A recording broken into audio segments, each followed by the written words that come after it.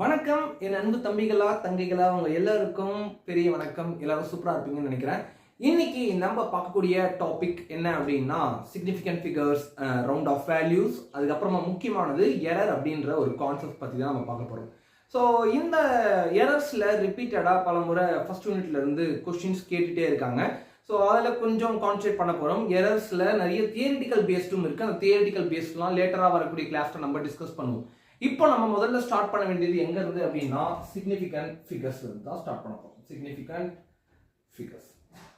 So significant figures அப்படின்னா என்ன அப்படின்னு பார்த்தோம் அப்படின்னா ஒரு ஆப்ஜெக்ட்ஸ் வந்து பார்த்தீங்கன்னா நம்ம இப்போ சிக்னிஃபிகன்ட் ஃபிகர்ஸ்ன்றது ஒரு கவுண்டிங் நம்பர்ஸ் தான். 3, 4, 5, 6 அப்படின்ற மாதிரி ஒரு கவுண்டிங் நம்பர்ஸ் தான். இந்த கவுண்டிங் நம்பர்ஸ் எவ்வளோ அதிகமாக இருக்கோ அந்த அளவுக்கு நமக்கு அக்யூரசி அப்படின்றது ரொம்பவும் அதிகமாக இருக்கும். ஸோ அக்யூரசி அண்ட் ப்ரிசிஷன் சொல்லிட்டு ரெண்டு டைப்ஸ் இருக்கும். தென் ப்ரிசிஷன் அப்படின்னு நம்ம பார்த்தோம் அப்படின்னா ஒரு ஆப்ஜெக்ட்ஸ்ல எவ்வளோ க்ளோஸா இருக்கக்கூடியது அதுதான் ப்ரிசிஷன். நம்ம தொடர்ந்து செய்யக்கூடிய ட்ரையலிங்ல வரக்கூடியது தான் நம்ம ப்ரிசிஷன் சொல்ல முடியும். இப்போ ஒரு ஆரோ இருக்கு, ஒரு ஆரோ எடுத்து நீங்க வந்து டார்கெட் பண்றீங்க அப்படின்னு எடுத்துக்குமே. இப்போ வந்து பாத்தீங்கன்னா ஒரு சர்க்கிள், அகைன் ஒரு சர்க்கிள், அகைன் ஒரு சர்க்கிள், அகைன் ஒரு சர்க்கிள் இப்படி இருக்கு.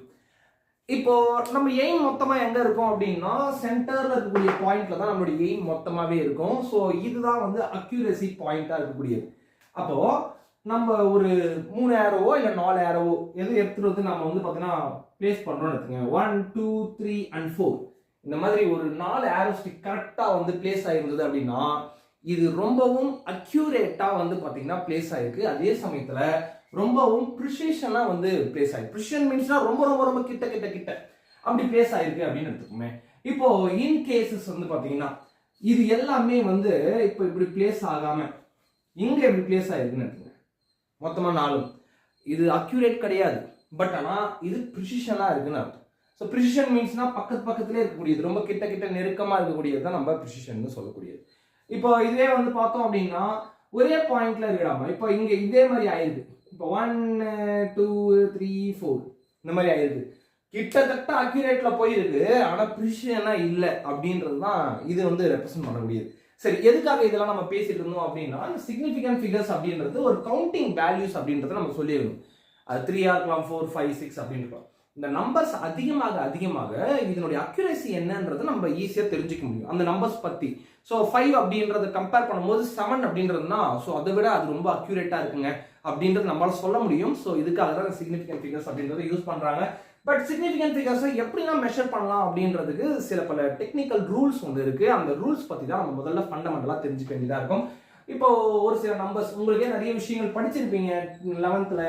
தென் இதில் இப்போ 1, 2, 007 or 1, 2, 3, 5 and 0.0025 and 0.0250 and 2500 இந்த மாதிரி நம்பர்ஸ் இருக்கிறோம்.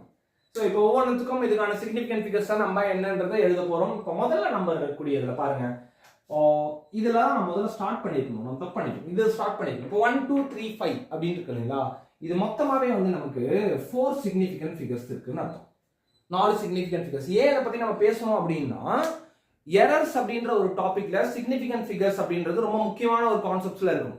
ஸோ கொஸ்டின்லேயே வந்து என்ன பண்ணுவாங்க அப்படின்னா எரர்ஸ் பேஸ் பண்ணியே சம் கேட்டுட்டு பட் சிக்னிஃபிகன்ட் ஃபிகர்ஸ்ல எழுதுங்க அப்படின்னு சொல்லிட்டு கொஸ்டின் கொடுத்துருவாங்க. அதனால தான் இந்த இடத்துல ரொம்பவும் தெளிவாக இருக்கணும் அப்படின்றத நான் சொல்றேன். அப்போ 4 சிக்னிஃபிகன்ட் ஃபிகர்ஸ், இது மொத்தமாக 4 நம்பருக்கு மேலே இருக்கிறது பார்த்தோம்னா இந்த மாதிரி 0 டேர்ம்ஸ் நடுவில் வந்ததுன்னா அதையும் நம்ம சிக்னிஃபிகன்ட் ஃபிகர்ஸாக கன்சிடர் பண்ணணும். ஸோ சிக்னிஃபிகன்ட் ஃபிகர்ஸ் இந்த பார்ட்டில் மட்டும் கொஞ்சம் தெளிவாக இருக்க வேண்டியது இருக்கு. ஸோ அதனால தான் சொல்றேன் 0 பார்ட்டில் கொஞ்சம் தெளிவாக இருக்கும். ஸோ 0 வந்து சென்டர் பிட்வீன் த நம்பர்ல சென்டர்ல வந்தது அப்படின்னா அதை சிக்னிஃபிகன்ட் ஃபிகர்ஸாக கன்சிடர் பண்ணணும். தென் 1, 2, 3, 4, 5 this is 5 சிக்னிஃபிகன்ட் ஃபிகர்ஸாக நம்ம சொல்ல வேண்டியதா. சரிங்களா? இப்போ இங்க பிஃபோர் அண்ட் ஆஃப்டர் 0 இந்த டெசிமலுக்கு அப்புறமா இருக்கக்கூடியது இல்லையா, இதுல வந்து தான் சில குழப்பங்கள் வந்து நிகழ்ந்திருக்கும். இப்போ டெசிமல் பாயிண்ட் நீங்க பாத்தீங்க அப்படின்னா பாயிண்ட்டுக்கு பிஃபோர்ல இருக்கக்கூடியதான் நீங்க சிக்னிஃபிகன்ட் ஃபிகர்ஸா கன்சிடரே பண்ண மாட்டோம். பாயிண்ட்டுக்கு அப்புறமா இருக்கக்கூடியது இருக்கு பாருங்க, அது மட்டும் தான் சிக்னிஃபிகன்ட் ஃபிகர்ஸா கன்சிடர் பண்ணுவோம். இங்க என்னமா இருக்கு 25 மட்டும் தான் இருக்கு. 25ன்றது 2 சிக்னிஃபிகன்ட் ஃபிகர்ஸ். ரெண்டே நம்பர் தானடா, 2 நம்பர்ஸ். ஸோ 2 நம்பர்ஸ்ன்றது வெறுமா வந்து பாத்தீங்கன்னா 2 சிக்னிஃபிகன்ட் ஃபிகர்ஸ் முடிச்சிடலாம். ஆனா இந்த 4வது கொஸ்டின் இருக்குல்ல, இந்த 4வது கொஸ்டின் பாருங்க. இந்த 4வது கொஸ்டின் எப்படி இருக்கும் அப்படின்னா 0.0250 இருக்கு.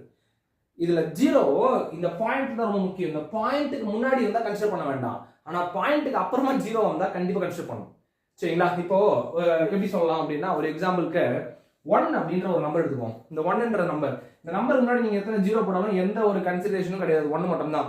ஆனா 1க்கு அப்புறமா நீங்க போடக்கூடிய ஜீரோஸ்க்கு எல்லாத்துக்குமே ஒரு வேல்யூ இருக்கு, கரெக்ட் தானே? ஸோ அதே கான்செப்ட் தான் இங்கேயும். பாயிண்ட்டுக்கு முன்னாடி இருக்கக்கூடியதுலாம் எந்த ஒரு வேல்யூஸும் கிடையவே கிடையாது. ஐ திங்க் வந்து நம்பருக்கு முன்னாடி இருக்கக்கூடியதுலாம், பட் நம்பருக்கு ஆஃப்டரா இருந்ததுன்னா கண்டிப்பா அதை நம்ம கன்சிடர் பண்ணணும். இப்போ இது மொத்தமா 3 சிக்னிஃபிகன்ட் ஃபிகர்ஸ். தென் ஃபைனலா இந்த நம்பர் இருக்கட்டும், ஹோல்ட் பண்ணுங்க அப்படின்னு அடுத்தது வந்து நான் சொல்றேன். இப்போ இதே நம்பர்ல 1.0250 இருந்துன்னு எடுத்துக்கோங்க. இப்போ இது எத்தனை சிக்னிஃபிகன்ட் ஃபிகர்ஸா இருக்கும்னு நினைக்கிறீங்க? ஏன்னா எனக்கு கணிக்க முடியுதா? 1 2 3 4 5 இது மொத்தமா வந்து பார்த்தோம்னா 5 சிக்னிஃபிகன்ட் ஃபிகர்ஸ் தான் சொல்லும். ஏன் நம்பர் 1ன்றது முன்னாடியே வந்துருச்சு. ஸோ அப்போ மொத்தமாவே நம்ம கன்சிடர் பண்ற மாதிரி இருக்கும். 1 2 3 4 5 மொத்தமா 5 சிக்னிஃபிகன்ட் ஃபிகர்ஸ். தென் ஃபைனலா எங்க 25000. ஸோ இந்த 25000 அப்படின்ற கூடிய நம்பர் வந்து பார்த்தீங்கன்னா இதுல வெறுமா நம்பர் 2 சிக்னிஃபிகன்ட் ஃபிகர்ஸ் மட்டும் தான் நம்ம கன்சிடர் பண்ணுவாங்க. மொத்தமா இது 2 சிக்னிஃபிகன்ட் ஃபிகர்ஸ்.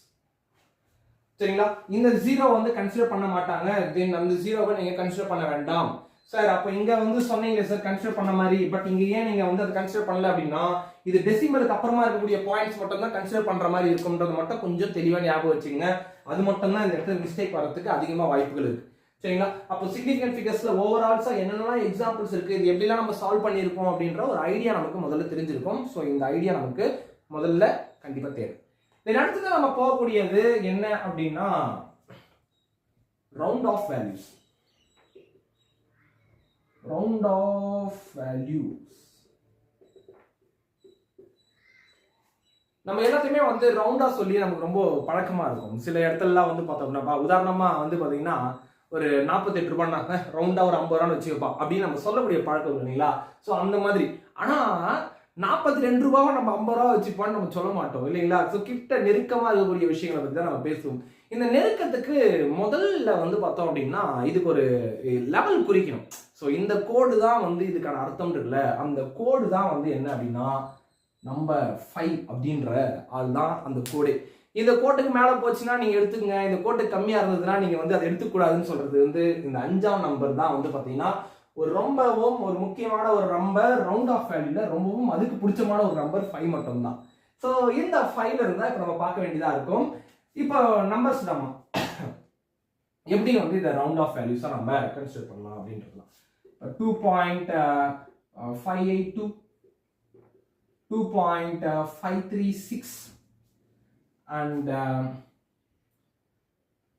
2.253 and 2.253 போட்டோமா, then 250, then 2.350 and in 1 2 3 4 5 இந்த 5 பார்த்தீங்கன்னாலே போதுமானது. நம்ம இந்த 5ல இருந்து தான் வந்து பாத்தீங்கன்னா கான்செப்ட்ஸ் மொத்தமா நம்ம பார்க்க வேண்டியதா இருக்கும். இப்போ இங்க 2 பாயிண்ட் இருக்குல்ல, இது ரவுண்ட் ஆஃப் டிஜிட்ஸ்ல எழுதணும்னா நம்ம என்னென்ன டிஜிட்ஸ்ல எழுதணும்னா ஒரு டோட்டலா வந்து 0.1ல 2 பாயிண்ட் ஒரே ஒரு டிஜிட்ல சொல்ற மாதிரி வந்து சொல்லணும். இப்போ இந்த மாதிரி நம்பர்ஸ் இருந்ததுன்னு எடுத்துக்கலாமா, இதை ரவுண்ட் ஆஃபா எப்படி எழுதலாம் அப்படின்னா 2.6ன்னு எழுதிக்கலாம். நம்ம நல்லா புரிஞ்சுங்க. இந்த நம்பர் இருக்குல்ல, இந்த செகண்ட் இருக்கக்கூடிய நம்பர் இது 5க்கு மேல இருக்கு. So 8 is greater than 5. 8 is greater than 5. அதனால கண்ண முடியும் நம்ம 5க்கு அப்புறமா வரக்கூடிய நம்பர் 6 அப்படின்றத நம்ம ஈஸியா போட்டுடலாம். This is 2.6. தென் அடுத்த நம்பர் நீங்க பாத்தீங்க அப்படின்னா this is 536 அப்படின்றது இருக்கு.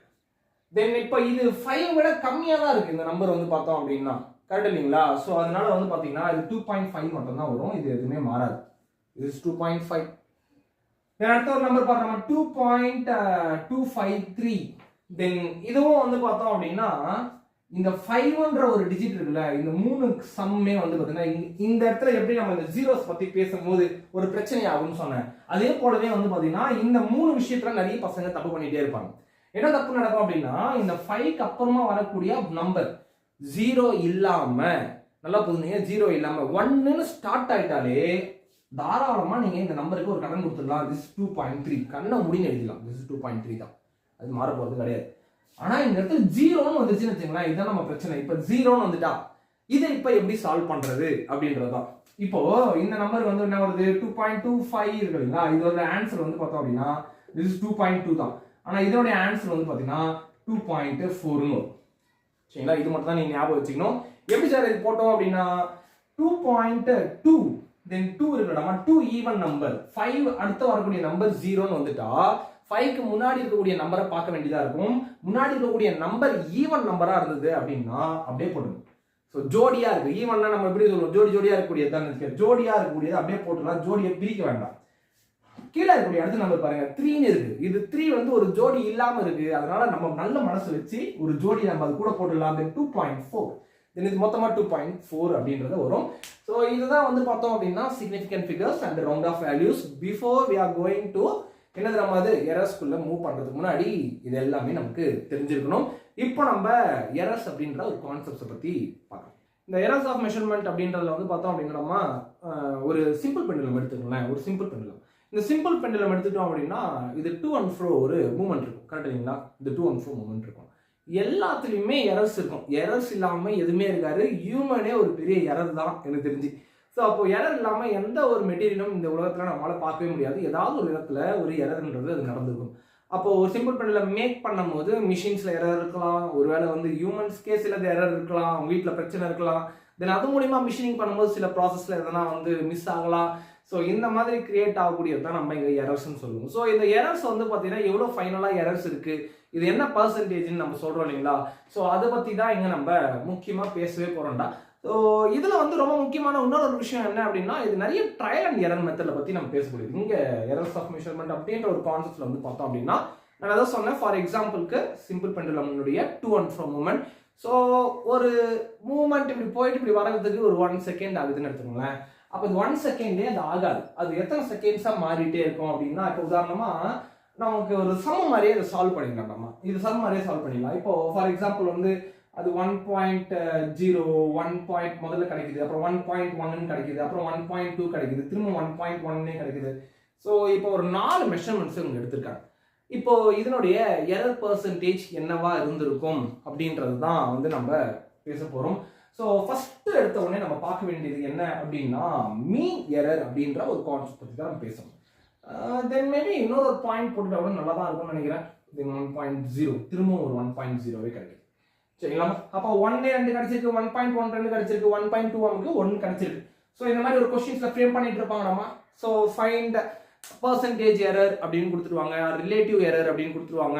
ஸோ இதுல இருந்து நம்ம கேட்க வேண்டியதா இருக்கும். இப்போ இதுக்கு முன்னாடி நம்ம பார்த்துருக்கக்கூடிய round off values and significant ஃபிகர்ஸ்லாம் எதுக்காக அப்படின்னா ஃபைனலாக கண்டுபிடிச்ச வேல்யூஸ் ஒன்று இருக்கலாமா. ஸோ அந்த வேல்யூஸே வந்து பார்த்தீங்கன்னா இது எத்தனை சிக்னிஃபிகன்ட் ஃபிகர்ஸ்னு கேட்டுடுவாங்க. அப்படி இல்லை அப்படின்னா அதை ரவுண்ட் ஆஃப் வேல்யூஸ் பண்ணி இருக்கக்கூடிய அந்த எம்சிக்யூ கொஸ்டின்ஸ்ல எது ரைட்டான ஆப்ஷன்றது சூஸ் பண்ணுங்க அப்படின்னு கொடுத்துருவாங்க. ஸோ எது வேணாலும் அவன் கேட்பான், அவன் கேட்டால் நான் நீட்டடா அப்படின்னு சொல்லுவான், அவன் எது வேணாலும் கேட்பான். அதனால வந்து எந்த ஒரு பார்ட் இருந்தாலும் நம்ம தயாராக இருக்கணும், அது ரொம்ப முக்கியமானது. ஏன்னா இந்த லெவல் 1 நம்ம படிக்கக்கூடியது ரொம்ப மினிமம் தான். ஸோ அதில் எதுவுமே நம்ம ஸ்கிப் பண்ண முடியாது, நம்ம இருக்கக்கூடியதில் மொத்தமே கான்சன்ட்ரேட் பண்ணியே ஆகணும். அப்போ ஃபர்ஸ்ட் எடுத்தவங்க நம்ம பார்க்க வேண்டியது மீன் எரர்.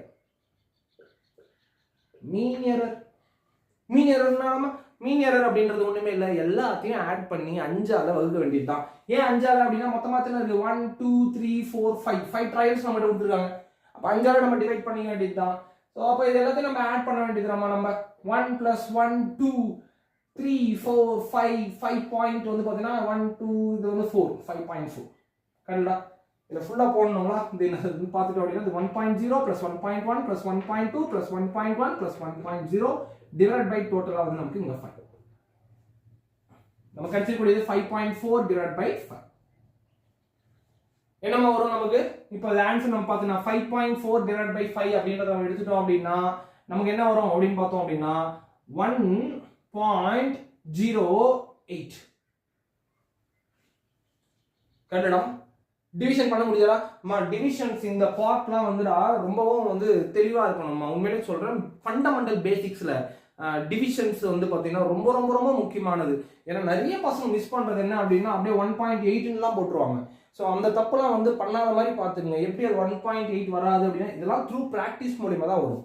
அதனால டிவிஷன்ஸில் அதிகமாக வந்து பார்த்தீங்கன்னா உங்களோட ஃபோக்கஸை கொடுங்க. மல்டிப்ளிகேஷன்ஸ்லாம் எதுவும் பெருசாக பிரச்சனை இருக்காது. மல்டிப்ளிகேஷன் டேபிள்ஸ் தெரிஞ்சால் போதும், வேற எதுவும் பெருசாக பிரச்சனை இருக்காது. பட் மல்டிப்ளிகேஷன்ஸ்ல டெசிமல் வந்துட்டா ஸோ அதில் வந்து என்ன பிரச்சனை, மெயினாக சப்ராக்ஷன். ஸோ சப்ராக்ஷன் வந்து நான் நிறைய பேரை பார்க்குறேன், 12th முடிச்சிருந்ததோட சப்ராக்ஷன்ஸும் நிறைய தப்பு பண்ண வேண்டியதாக இருக்குது. ஸோ சப்ராக்ஷன்ஸையும் வந்து தெளிவாக பார்த்துக்க. ஸோ இது எல்லாமே ஃபண்டமெண்டல்ஸில் எப்போவுமே ஸ்ட்ராங்காக இருக்குது. அப்போ தான் பில்டிங் ரொம்பவும் ஸ்ட்ராங்காக இருக்கும். இல்லைன்னா பேஸ்மெண்ட் வீக்காக இருந்தால் ஒன்றும் பண்ண முடியாது. தென் 1.08 அப்படின்றது நமக்கு கிடைச்சிருக்கு. தென் மீன் எரர். தென் அடுத்தது நம்ம கண்டுபிடிக்க இதுக்கு எதனா ஒரு பேர் வச்சுக்கணும். இப்போ மீன் எரர்னா ஏ பேஸ் எம்னு. அடுத்தது மைங்க அப்சல்யூட் எரர். நெக்ஸ்ட் அடுத்து நம்ம பார்க்கிறோம் அப்சல்யூட் எரர் அப்படின்றது என்னன்னா, நமக்கு கிடைச்சிருக்கக்கூடிய ஒவ்வொரு வேல்யூஸ் இருக்கணுமா. இப்போ ஃபைனலாக நம்ம இங்கே என்ன கிடைச்சிருக்கு, நமக்கு வந்து பார்த்தீங்கன்னா மீன் எரர்ன்ட்டு ஒரு வேல்யூ நமக்கு கிடைச்சிருக்கு இல்லைங்களா. இதை நம்ம மைனஸ் பண்ணி பார்க்கணும். அதாவது வந்து பார்த்தோம் அப்படின்னா 1.0 மைனஸ் 1.08. இது மொத்தமாக எப்படி இருக்கும் அப்படின்னா மாடுலஸ்ல இருக்கும். ஸோ ஆன்சர் நமக்கு எப்பவுமே பாசிட்டிவ்ல தான் வரும், நெகட்டிவ்ல வராது. அது முதல்ல கொஞ்சம் தெரிஞ்சுங்க. நீங்கள் எது வேணா போட்டுங்கன்னா. தென் இப்போ இது அடுத்தது பார்த்தோம் அப்படின்னா 1.1 மைனஸ் 1.08. தென் இதுக்கு ஒரு வேல்யூ கிடைக்கும். தென் அடுத்து 1.2 மைனஸ் 1.08. இதுக்கு ஒரு வேல்யூ கிடைக்கும். தென் அடுத்து வந்து பார்த்தீங்கன்னா 1.1 மைனஸ் 1.08. நமக்கு இதுக்கு ஒரு வேல்யூ கிடைக்கும். தென் ஃபைனலாக 1.0 மைனஸ் 1.08. நமக்கு இதுக்கு ஒரு வேல்யூ கிடைக்கும். இல்லைங்களா.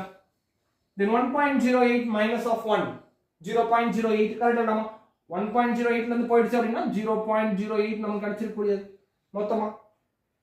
தென் 1.1ல இருந்து இது நல்லா கவனிக்கணுமா, இது 1ல இருந்து இது வந்து பார்த்தோம் அப்படின்னா 0.08 வந்து பார்த்தீங்கன்னா, ஸோ 1.1ல இருந்து மைனஸ் ஆஃப் 0.08 அப்படின்னா 1.1 0 இருக்க மாதிரி அர்த்தம். ஆக்சுவலா இது 1.08 இருக்க மாதிரி அர்த்தம். தென் 10 இங்க 0 ஆயிடும். கரெக்டா. இது மொத்தம் 0. அப்ப 0.02 இருக்க மாதிரி தான் அர்த்தம். அதனால எங்க தெளிவா இரு. Then this is plus of 0.02. Okay. Then அடுத்தது இந்த இடத்துல பார்த்தோம் அப்படின்னா 1.20 வந்திருக்கும் போது, அப்ப இங்க 2 இருக்க போது 2னா இங்க பேலன்ஸ் 1 இருந்திருக்கும், நமக்கு இங்க பேலன்ஸ் இங்க 1 இருந்திருக்கும், 0.12 கிடைச்சிடும் இந்த பாயிண்ட். அப்ப பிளஸ் 0.12. Then again இது continuation ஆகுது. then this is plus 0.02. again இதனுடைய part வந்து பார்த்தோம் அப்படின்னா 0.08 plus everything is added. கரெக்ட்டா புரிஞ்சுச்சா.